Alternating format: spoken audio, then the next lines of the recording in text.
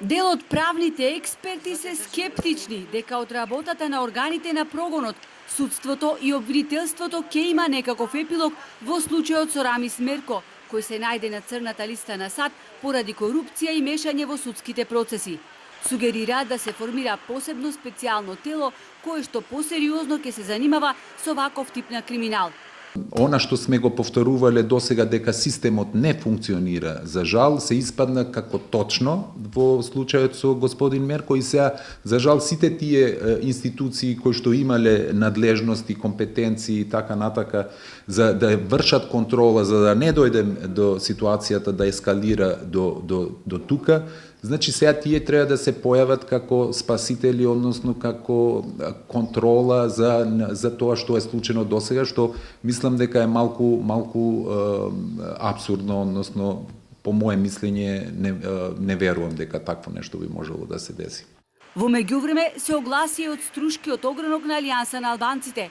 Бараат одговорност и ги повикуваат институциите да му оневозможат на Мерко да го користи објектот на општината, бидејќи според нив постои основано сомнение во прикривање на докази додека трае процесот на истрага.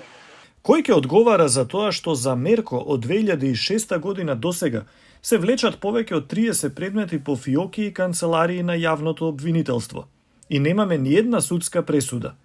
Кој ќе одговара за стотиците милиони евра платени од буџетот на општина Струга од 2005 година до денес и продолжуваат да се исплатуваат стотици илјади евра месечно со подпис на Мерко?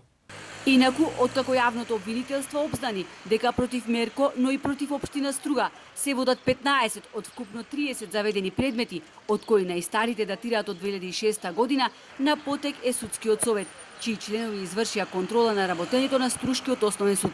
Од тогаш помина половина месец. Алфа праша до каде е извештајот. Во однос на наводите од Стеј департментот дека Струшкиот градоначалник наводно вршел политички притисоци за донесување на некои судски одлуки, комисијата разговараше со претседателот на Струшкиот основен суд и со судиите.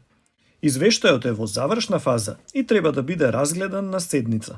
Неофицијално, најголем дел од извештајот се однесува на спорната одлука на Струшкиот основен суд, кој му дозволи зголемување на финансискиот лимит за трошење, коим се поставува на општините кои имаат блокирани сметки од 260.000 евра на близу 1 милион евра.